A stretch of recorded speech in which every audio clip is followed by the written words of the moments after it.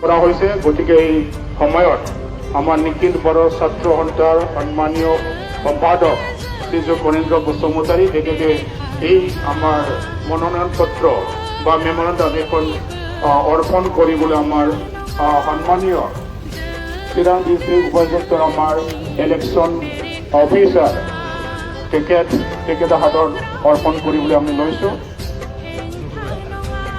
ধন্যবাদ থাকিল।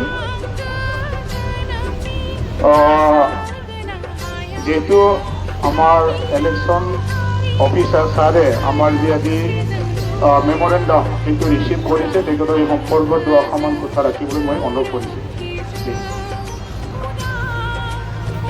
সকলোকে নমস্কাৰ জনাইছোঁ আৰু মই স্মাৰকপত্ৰ গ্ৰহণ কৰিছোঁ। মই নিৰ্বাচনী বিষয়া নহয়, চৰকাৰী আয়ুক্ত আজি যিমতে আপোনালোকে প্ৰেৰণ কৰিব দিছে আমি সেইমতে প্ৰেৰণ কৰিম। সকলোকে অনুৰোধ জনাইছোঁ অশেষ ধন্যবাদ থাকিল তেখেতে আমাৰ স্মাৰক পত্ৰ মানে অৰ্পণ কৰাৰ লগে লগে মানে গ্ৰহণ কৰাৰ বাবে।